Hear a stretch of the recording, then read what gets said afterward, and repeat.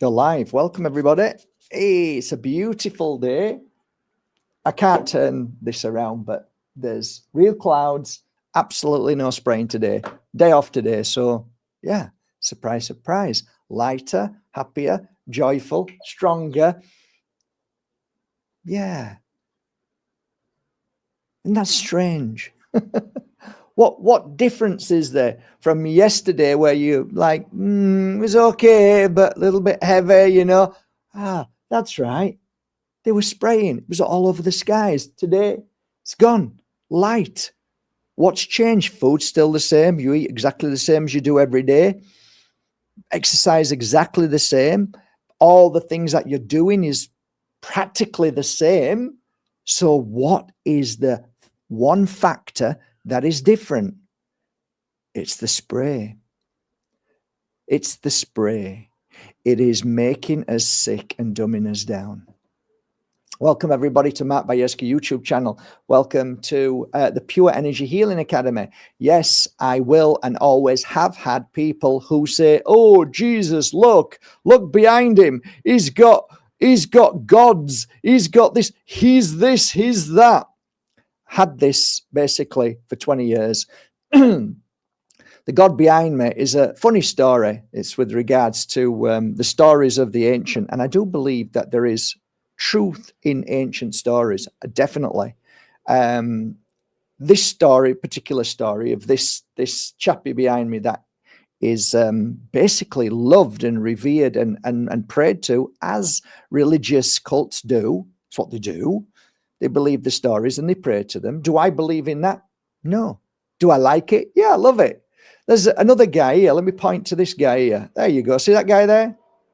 Do I believe in Jesus? Well, I know that there's 13 different stories of the same kind of person that you believe is Jesus that were in different books going back thousands of years before Jesus. So the same story has been told that a child was born in a manger. He grew up and then he was killed and he had thorns on his head. These are stories that date back at least 12 stories, and that's the 13th story. The same story, just different characters, different names. So let me think about that one. Okay, something to think about. Do I believe in that story, that one there? Do I believe that, hey, that's Jesus? Yeah, I do, because a girl in her dream saw the face of Jesus and she woke up and she drew it. That was the particular one that she drew. And in another part of the world, somebody was reading the book and a little boy in the back seat apparently said, hey, that's Jesus. How do you know? Because I see him in my dreams. Great, love it. Do I believe that? Yes, I believe that story. I believe that story. Of course I do believe it. But it's a story, right? It's a story told. It's lovely. Do I bow and pray to a Ganesh? No. Do I bow and pray to this Jesus? No, I don't. Do I bow and pray to my mum here, my beautiful mum? Hello, mummy. Hello, mum. I talk to her. I feel her sometimes. Say, love you, miss you. I hope you're proud of me. I hope I can make you proud every day, which I do. I do my best. My mum was a giver. She was a kind person, very kind, like 1,000 times kinder than me, and forgiving. What a forgiving woman she was. I'm still learning forgiveness every day. But she was a natural forgiver, no matter what. It was forgive, instant. It's okay. Lovely. So I've got Sai Baba. I've got the Buddha. I've got the dragon yin yang. I put that over there and then somebody said, oh, look, he's into evil. He's got a dragon. So he's obviously part of the cult. Hand of Fatima, the blue Buddha, Paramananza Yoginanda. This is a good one. This one affects a lot of people. Mother Teresa.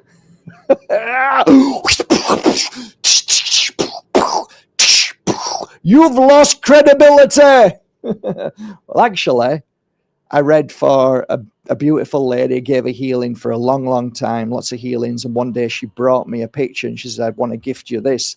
Why is that? Well, my dad, well, she thought it was her uncle, but it was actually, anyway, long story short, she found out it was her dad, was very high up as a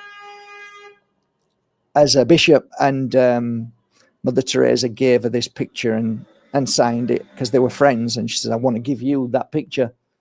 And I went, oh, thank you. What do you do? Tear it up and throw it away? No, it's okay. And over the weeks, months, and years, oh, you don't want that on your wall. You don't want that on your wall. You don't want that on your wall. I wouldn't have anything on my wall. I'd have a freaking bare wall if I listened to everybody. Yeah, no, I wouldn't have a picture of Bill Gates on my wall. So yeah, you can argue with that. Well, if you wouldn't have that, why would you have that? Right. But no, nobody's ever really brought me a picture of Bill Gates. Like, what the fuck? But they have brought me these pictures, and you know, the sentiment of the love of giving me something is more than what the actual picture is. But discernment is, there is no black and there is no grey, anymore. It's gone. Grey has gone. They've got you. That's where they want you. They want you either black or white. It's either one or the other, or you've lost credibility. All right. So I've been doing this work for 20 years. You've seen me in 20 years, and you've seen one post and you say, you've lost credibility. Because I posted something that I thought was funny. So yeah, let's just look at this.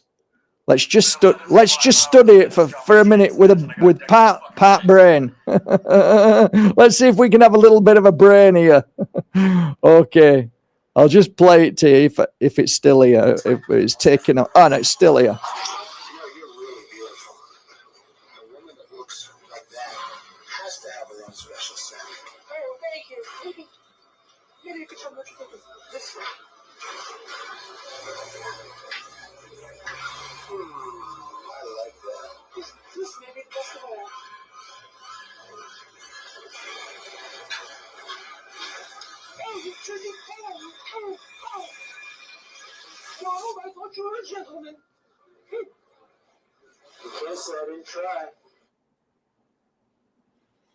Okay, so I posted that.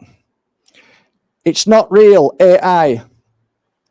This is AI, Mark. Do not fall for stupid tricks. Sorry, I'm laughing. Fake. A comedy skit. It looks oddly familiar.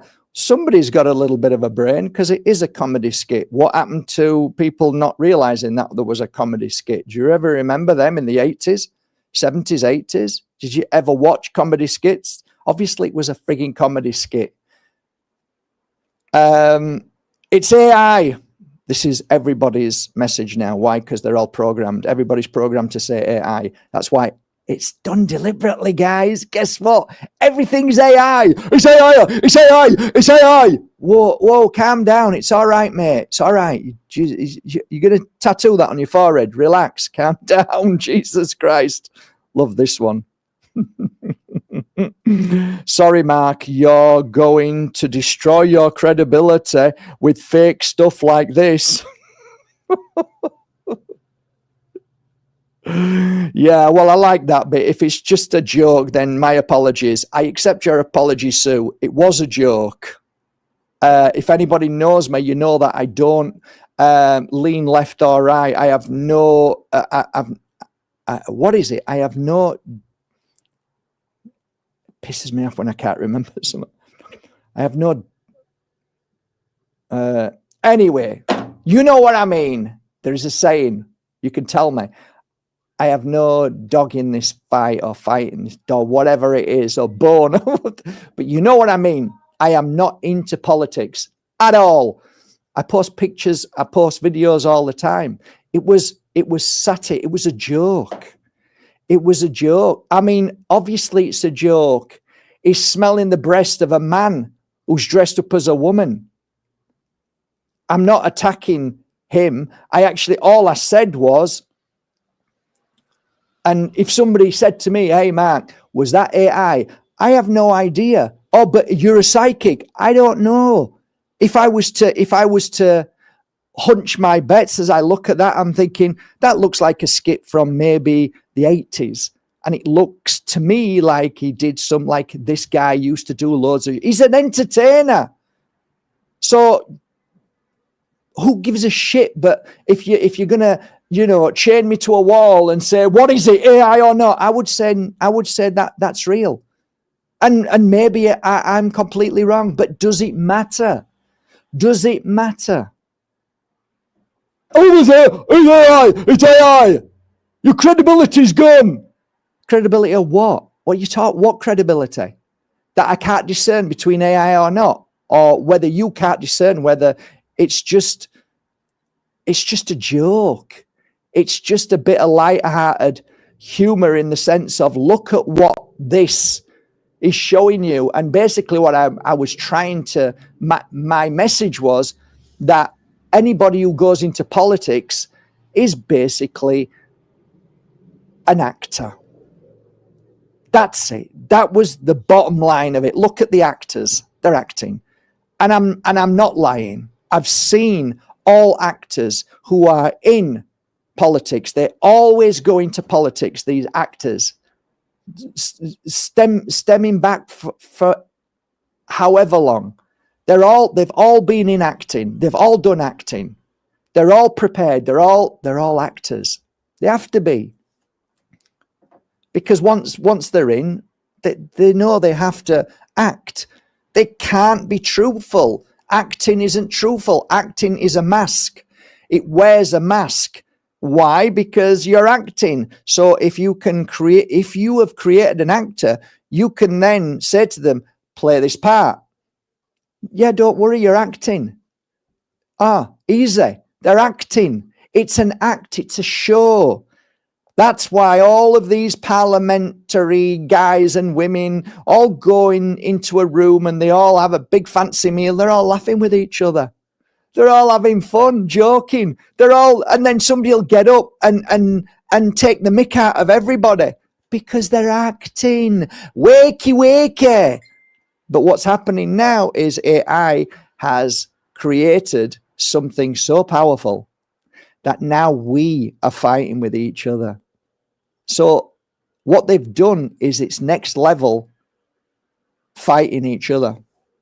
Fighting over each other, saying that my credibility is going downhill because of a post. Now, just think about that next time you start to jump into some comment section and start to talk about somebody's credibility. Wake up. They've got you.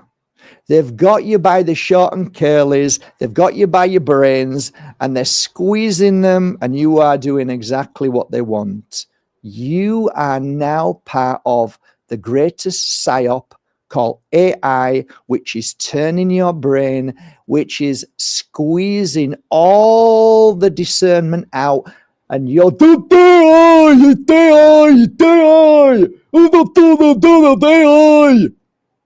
brain dead, programmed morons. That's what this is doing to humanity. We're fighting over a freaking meme. Can you imagine? We are separating ourselves over a meme. What hope do you think, what chance do you think humanity's got of saving itself when it's so easily fooled? I just want to leave it there on that subject. Frightening times. Frightening times. So, let us move on.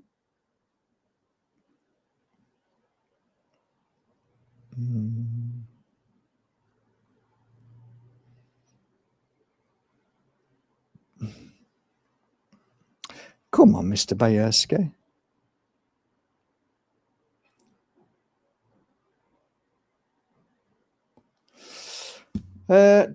This was sent to me, so let's just listen to this, eh? This is the same woman that I played a video on before. Let's just hear what this one is. We are moving into the new earth. Oh, I think I've already done this. Fantastic. Huh. They said the main thing, yes, in order to do this, you must get rid of karma. All right, we've done that one. Somebody sent me another one, just very similar, which was really good. Really enjoyed it. I wanted to talk about that. Why haven't I got it on here? Bugger. That's not cool.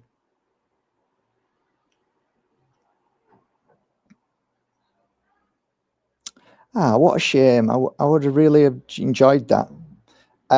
Talking about backdrop people and all that. Really good. Really enjoyed that. And so, we can agree to disagree. That's okay. No problem. Agree to disagree. I disagree with many things of different people. Doesn't mean I'm going to go, you are a blasphemer. I'm just saying, hey, that bit, let's talk about it. And then we sit down. This is what we used to do here 20 years ago. We're debating. Oh my God, we don't debate. AI does not want you to debate. It wants you to attack. It wants you to discredit. The last thing it wants you to do is to have a conversation. Oh, Jesus Christ, no, I don't want to know that person anymore. Get out of my life. You said this in a meme, so that's to say, hey, they've got you. They're doing it. They know these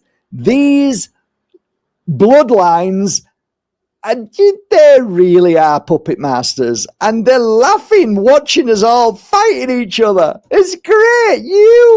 They're just pissing themselves at us. How easy it is to make these things do what they want.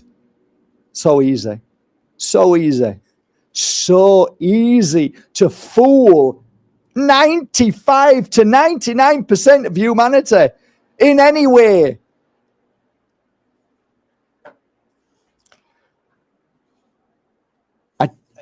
Did I ever tell you that I've had people come here, right, and look at me after 4 days, and I could see them looking at me in a way that I've never seen before. And I saw this almost like greed come over them.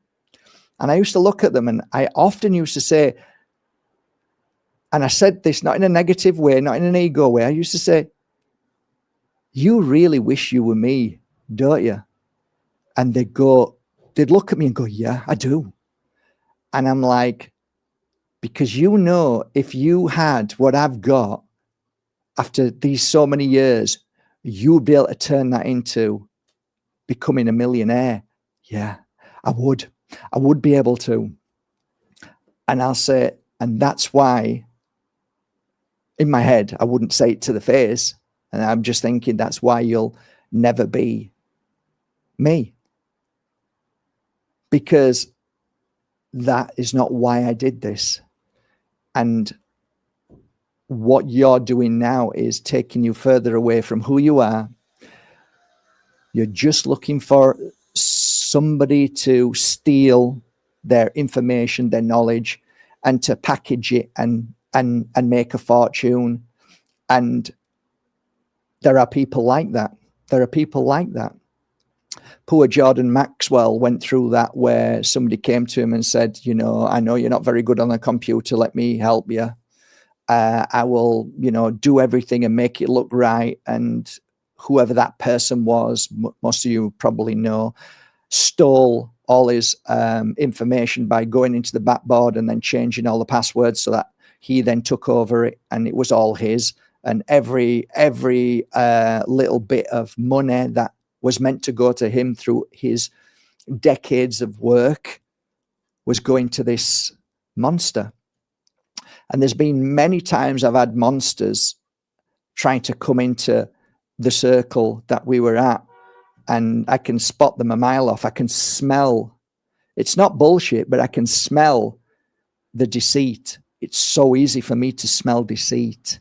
As a kid growing up, I smelt it. I smelt the bullying. I smelt the lies. I smelt what all the bullies used to do. You had to be pretty smart when you were a kid at my age, because nobody was there to help you. There was no mum and dad there to hold your hand and take care. It's like, get out and sort yourself out. You'll sort it out. Best thing that ever happened to me. They used to call it, you're not green behind the ears, are you, Bajerska? No, I'm not. Smart. I know exactly what's happening. I'm in tuned and aligned because I've been through it. I've had the slaps. I've had the stolen, beautiful things that my mum bought me. People stole from me. The lies, the cheats, the hustlers. Been through it all, and I think it's important that you do. And when you let your kid, when you just take control of your kid's life and you try and fix everything, that's a disaster waiting to happen. Because when you're not around, they can't discern, they can't figure out things for themselves, and that's a bad place. So sometimes you have to be a little bit harder, which is the hardest thing for mums and dads. You have to be a little bit stronger. And I one of the things that I used to say to you guys and my clients is, you know, your child is a quivering wreck. Your child is like useless. You can see the child is useless, doesn't know what to do. And then the mums and dads I'd say, yeah, we don't know what to do. And I'm like, you know, how do we heal them? And I'd look at them and say, oh, no, it's not the child's fault. It's you. And it's you. Sorry, but it's you two. You need a healing session. You both need a healing session. And they'd look at me confused and they'd be like, sometimes angry, sometimes really upset. And I'd give them a healing session. And after the healing session, I would say to them, you know, imagine yourself as a child and your mum and dad are looking at you. And as they look at you, you look at them and you know that they're looking at you, but they're looking at you in a way like they just don't know what to do. They don't trust you. They don't think you're able to pick up a kettle and make a cup of tea because you might burn yourself, or they just look at you and imagine how you're going to feel now. You're going to look at your mum and dad and think, what's wrong with me? Why are they looking at me that? Maybe I am useless. Yeah, I am useless. Look at them. You're confirming that they're useless and they're not good enough and they're not strong enough. And so who's to blame? Oh, you're right. Yeah, you're right. So what we're going to do then? Cheer up. We've got it. We've got the answer. So what we're going to do? We know what the problem is. Come on, root cause. What we're going to do? Come on. We can make this change now. Let's make it. What do we do? Think about it. What would you want your mum and dad to say to you? What would you want? Well, to say that I trust you and you can do all these things and you go on, that's it, keep going. That you're good enough and get yourself out there and I trust you. And like, yes, exactly. Now fuck off and go and do it then. And then 3 months, 2 months later, they'd come back. The child, happy, jumping around, playing in my room, got some crystals and all that, and happy. I'm like, ha! Whoa, wow! Wow! Different child! That's not the same child, I'm saying in my head. And I'm not looking at the child saying, well done, child. I'm looking at the parents saying, freaking amazing. Freaking amazing. Well done. Yeah. He goes out on his own. We trust. We know it's fine. We let him play, like we let him do things and we let him break things and we let him do what he wants, but we encourage him. And if there is like an issue, we'll say, oh, like we think we've changed the way we see it. We don't get angry. We just say, you know, like breaking that now, like it's yours. Obviously it's yours, but now you're going to have to wait till you get a new one. We just don't have the money to keep paying for a brand new toy like that. And okay, you're taking it apart, but now maybe next time you take it apart, maybe think about, you know, like unscrewing it carefully and looking at it, and then rather than you can't really do anything with it. Whereas before I used to shout and then I'd buy him another one. I'm like, be upset and say, it's okay, don't worry, I'll buy you another one. It's like the change in the parents, how they deal with their issues is so vital to breaking the mold. breaking the mold of their parents and their parents. And that's a beautiful thing. So with my daughter was amazing. She, like, every mum and dad reacts, no doubt. I'm not saying we don't. We all react. So when she comes home, she's crying, you know, Jesus kicked me. Okay, let's go and see mum and dad. No, I'll deal with it. Okay. I'm talking a little girl, right? Little girl. I'll deal with it. She said, don't. I'll deal with it. Okay, darling. Good for you. Comes home, you know, dad, it's a little bit difficult. I mean, she's this size. She's tiny. What's up, darling? Well, you know, Miguel. I said, oh yeah, he's really nice. Little Miguel, really nice. Yeah. I remember him. Yeah. Well, he told me that he loves me. She's this tiny. I'm like, all right. And like, he wants to kiss me and things like that. And dad, okay, maybe we should go and see the mum and dad. No, dad, no. I'm gonna go and walk on to Calle Malaga. I'm gonna go and knock on the door, and I'm gonna say to him, you know, I really like you, but as a friend. I'm going, that's a good idea. And off she goes. Wasn't that hard? But what I realized that the wonderful thing that we did was take China away from England, bring her here to a village where she was able to walk on her own in a village at 8 years old, 9 years old, you know, and go and play in the plaza where we had a shop in the plaza, and she'd play with her friends, and she gained. She'd come back sometimes crying a little bit. Somebody was a little bit upset. Somebody called me a ginger top or a carrot, whatever. And I could see her, she was growing. I tell you what I saw, what I see in us. The suffering didn't last as long. It was much quicker. It's like she was upset, then it was okay, and they were playing again. And that to me is a sign of growth. Like, not like, oh my goodness, she said what? She said you were a ginger. She called you a ginger. Did you hear that? So she called her a ginger. Oh my God, that's terrible. Reinforcing, making it worse. Never did that. We never did that. Yeah. Laugh it off. You've got the most beautiful hair, and they're jealous because there's only one. Everybody else has got black hair. You've got beautiful flowing. That is the most, you know, in Thailand, they love that color hair. And it's true. When she got to Thailand, all the Thai boys were like, oh, she's beautiful. Funny that. So, yeah. Acknowledge pain is inevitable. We live on this planet where there are people that just enjoy attacking others, but suffering is optional. So don't suffer.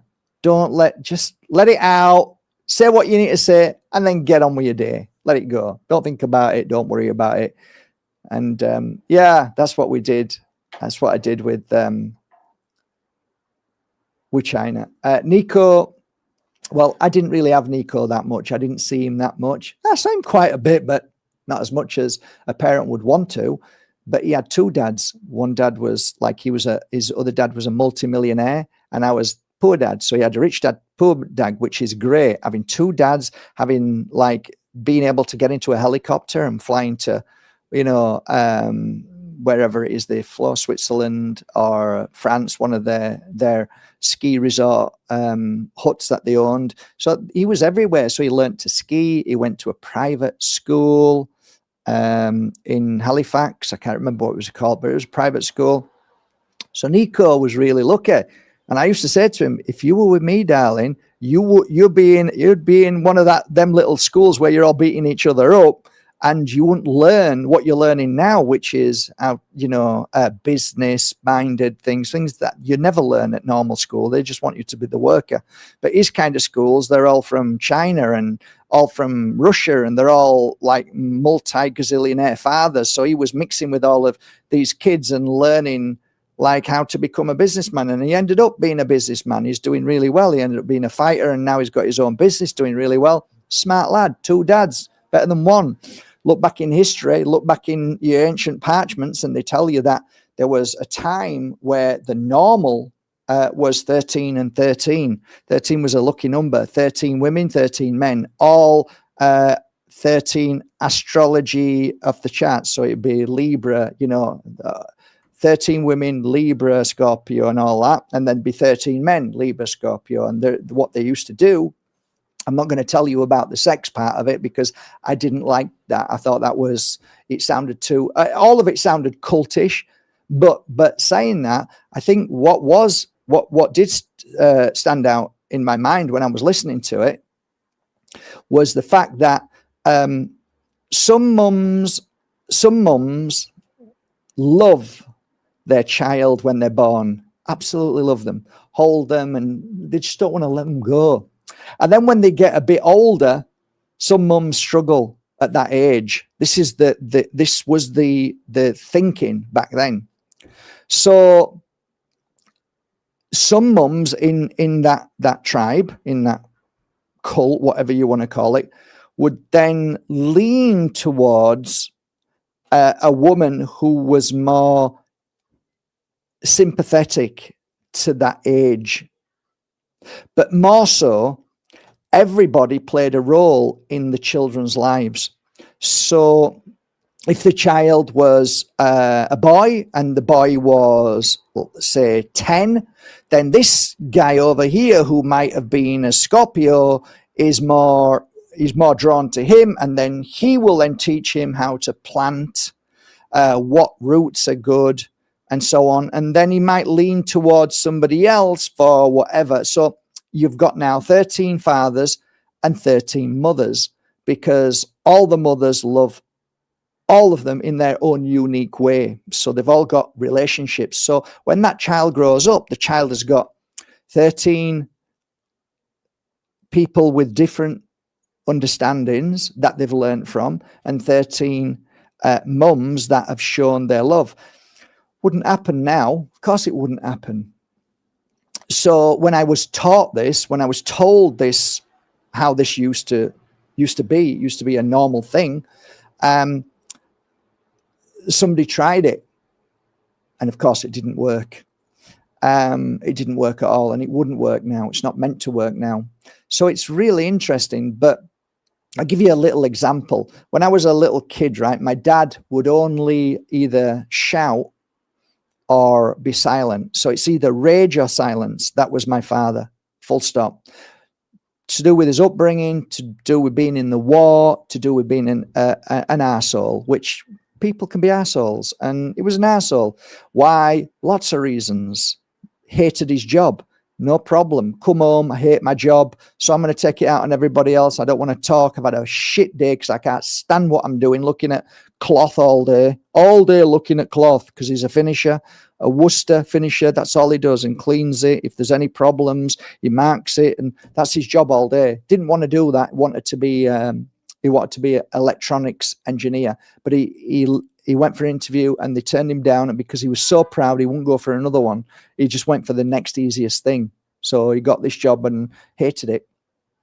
Great lesson there for me. Great lesson for all of us. If you hate what you do, you're going to hate your life. So find something that you love to do. Oh, can't do that. Too difficult. Well, there you go then. You won't do it then, will you, love? Don't worry about it. You keep being miserable. So yeah, I'm sorry, I've lost my place a little bit. So where was I? They're real clouds today, so I can't be clouded in my mind. So I was talking about jobs. Where was I? Flicking out, Matt. What are your thoughts on David Icke? I don't even want to go there, guys. I'm really. It's like somebody asked me this morning, what's my thoughts on Candice Owens? Is she part of everything? You know, like everybody in this world, right? Nobody is perfect. Nobody is always right, right? Everybody has their own thoughts and feelings. Everybody has their own path to choose, and we can choose whatever path we want. As far as I'm concerned, I'm more worried about people that spend time with people who are pedophiles. Now, I haven't seen any, anything out there that makes me think anything bad of Dave. And I look at the children. Normally you find your children, there's a saying, isn't there, where, the apple doesn't fall far from the tree. And you probably all know what that means, that like father, like son. Well, I've listened to David's sons, and I like them. I like them both. I like Gareth very much. I listened to him this morning, Smart, clever. Jamie, smart, clever. He's been on Rich Allen radio show. So if you were to ask me, what do I think is a gatekeeper? No. Do I agree with him on everything? No. But do I agree with my best mates on everything? No, I don't. What I can tell you is that what he put out there, I wanted to go and listen to. Why? Because what he was saying, I thought was interesting. And I thought, wow, that's a bit out there. Somebody asked me the other day, people ask me questions about David. Why? Because he picked up a book, Iconic, one of my books, and he held it, and one of the girls took a picture and sent it me. And I thought, oh, thank you very much. He was using it to kill flies, right? I was just joking. It was just a joke, right? And that was nice. He would never read my book. I know he wouldn't. And I won't read his books because they're too long and I can't read. So that ain't going to happen. But I sit and have a chat or sit and listen. Of course I will. And I'd love to debate with him on what I believe is they say false light. I'd love to debate. And I've tried, but I'll try again when I go to Iconic in a few weeks in England. And I'm booked in for an interview, and that with Gareth, and we're going to have a long interview, and I'll mention it. It's just a debate over the light. Yeah, it pisses me off because I know what I know and what I've seen. And in the book, The Trap, he apparently says, don't go into the light. So we all have our beliefs. Does that make him a bad person? Does that make him a shill? No. He's just put his belief system together, and what he's read and what he's learned from other people that is being around, and he shares his stuff and is entitled to, just like I am. I'm entitled to say, no, I think we vibrate naturally home. I think it's a natural thing. But here's the reasons why. And I haven't read his book, so really, I shouldn't really comment, but I did. And I do. But I won't fall out with somebody because I disagree with them. I got tons of friends who've been jabbed up to the hill. Love them to bits. They're my mates. Shut up. It's only a jab. Just shut up. Let's get on with it. So, stop talking about that shit. It's not important. You're right. Shouldn't. Let's not talk about it. It's done. Well, it's done now, isn't it? What can I do? So shut up. They're right, from Yorkshire. You're right. I should shut up. So yeah, somebody asked me the other day, if he was genuine, he'd be dead by now. He'd be shot and killed. I have a different take to that. I have a different take to David. Do you want to know what my take is to why David was never killed and shut up? I mean, he can't travel. But maybe you might say, oh, well, that's a gatekeeping thing. They do that deliberately. So you all think is what it is. Well, I'm not that kind of paranoid where I start thinking things like that. But my take on it is the take of lizards. I think that was actually the most amazing thing that he ever said without realizing. Because once he talked about lizards and the Queen, which lizards are real, of course they are, if you just need to look at anything to do with the military industrial complex and any of the soldiers that have seen certain, let's call them spiritual beings of some kind. They are, because I look at the spirit rather than the bodysuit, and the bodysuits are, either lizard-like, and they talk about it. Loads of military people talk about it. So it's real. But the beautiful thing about that was that he cannot be taken serious anymore. Right? Well, you don't need to kill him. He talks about lizards. Why do we need to kill it? In fact, let's highlight him more and talk about the lizards, because that's even more of a debunker. And then he actually looked like conspiracy. Oh, yeah, look what we can do now. We could take lizards and use that. Why would you want to kill him? No, they kill the people who don't talk about lizards. They kill the people who just talk about the system and they've got credibility. They're the ones they take out. Take them out. So I think the lizard saved his life. He would disagree, of course. He would turn around and say, no, it's because I'm protected. And surely he is protected. When I saw him at one of the shows that I went to, I actually said to Richie, because Richie announced him on stage, and I saw his energy around him, and it was really strong. And what I found fascinating when I was sat there, and it was beautiful, I've seen this at an event that I was at, which I was giving it wasn't me who was giving the talk until the very end, but somebody was giving a talk. And in that talk, I closed my eyes and then opened them, and at the top of everybody's head was a bright light. And I glimpsed it very quickly. You sometimes see through the veil of veils, and sometimes you see things that, like people say, oh, I just saw there was a lizard on somebody's back. Sometimes you can see through the veils. All right. And I saw these lines, and my heart went like that. And I'm like, and then it disappeared, probably because of fear or shock that I've just seen this. And I remember getting up on stage and saying to everybody, if you saw what I saw earlier on 3 hours ago, you'll be all blown away. You were all connected to some kind of beautiful light above you. And I could feel the energy in that room. The guy who was talking really beautiful. He said something so profound. And it was at that moment I saw this light shoot onto them and then disappear.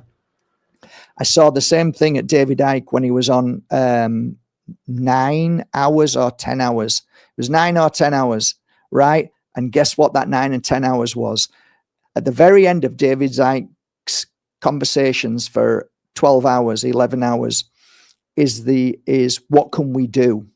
How can we make a difference?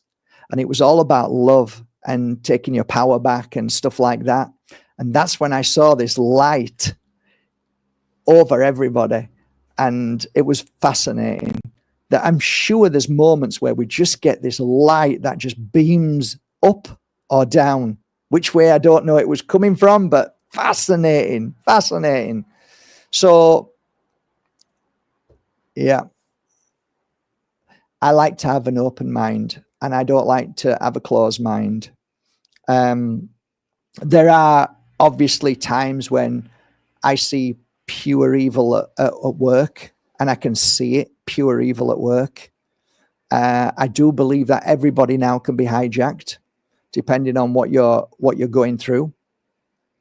If you're in a bad place and you're taking drugs or alcohol, or if you're angry, I think we can be hijacked by entity now more than ever before. So that I'm very, very aware of now, even in myself. I have to check in on myself all the time. and work on myself, clear myself, heal myself every day, spray myself. coming on here with imagine coming on here and having an attachment. Jesus, Mary and Joseph. So I'm very aware of that. You probably asked me if there's anybody that I would completely say is demonic and evil. I do wholeheartedly believe that there is more demonic and demons attached to Gates from Hell. Billy Boy. Fauci, I think, is a pure evil soul spirit. Same, like I say, Billy Boy is the same. I think there's loads of attachments in them as well. They're feeding from attack. I think it's like, come in, feed, work with me. Just like you feed and work with Spirit World. You know, come close. When I'm doing a healing session, Spirit World, come close, helps me heal. Well, if you come from an evil world and evil spirits are around as well, which makes sense, then they're going to feed and work with you to do even more evil. So, you know, Klaus Schwab's, you know, all of those. And then, you know, everybody, unfortunately, in the seats of power. I'm sorry, but I feel, I mean, real seats of power, you know, where they're not in power, they're just controlled, but they're controlled because of who they are. You have to be a certain type of person to be in those seats of power. And it's normally to do with the cult of Baal, I think. So yeah, there you go.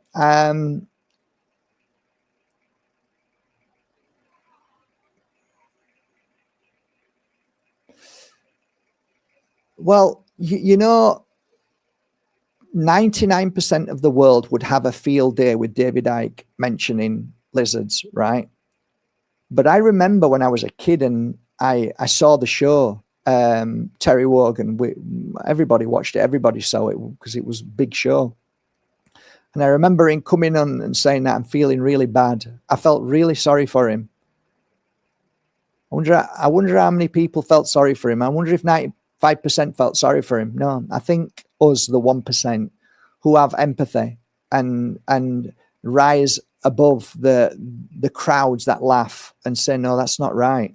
Everybody's laughing and enjoying it. Yeah, kill, everybody, you know. Oh, good for business is a hanging, as they used to say. Good for business is a hanging.